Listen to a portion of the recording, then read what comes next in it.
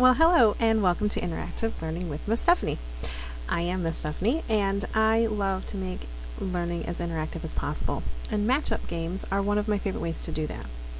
I've been making these games and playing them with my kids for years, but only in the last few months have I learned a few tips and tricks to make them look really nice and last for a long time as well. And now I'd like to share some of those tips with you. Okay, so you've got your file printed and you're ready to start putting it together. But I don't know about you, sometimes for me when I'm folding a piece of cardstock it doesn't line up quite nice. So I found a secret to clean lines, making sure all those edges line up just right, and that is scoring that center fold. You can buy a scoring tool from a hobby shop or a craft store, or just use a flat butter knife like I do. Make sure you have a strong, sturdy ruler for a straight edge, and just slide that butter knife right along the ruler, and voila, it's scored. All you have to do is fold that piece over, press it down, give it a nice good crease, and then use just any old glue stick. Slap that glue on the middle there.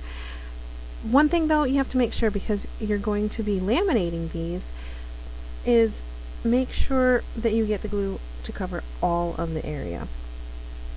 Do a nice press down and you're ready to cut them apart. This next part is what was a game changer for me. I love the double-sided look to the card games. I love to make a fun background that the kids like. Plus it makes it so they can't see through the other side and cheat when they're playing the game.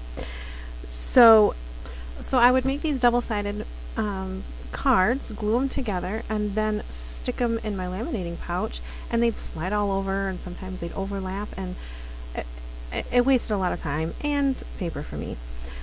Then I found this blog post that taught me a secret that I can't help but sharing with you, and that is a dab of glue.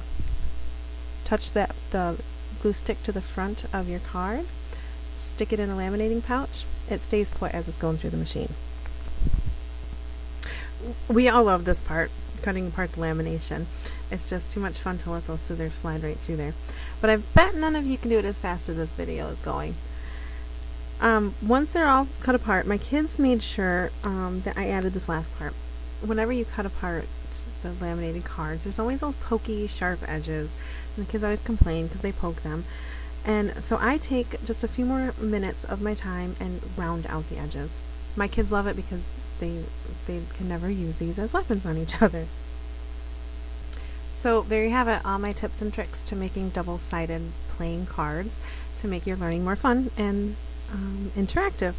Thanks again for stopping by and watching my first ever tutorial, and take just a peek at my blog to see some of the games that I've made that I use this design with.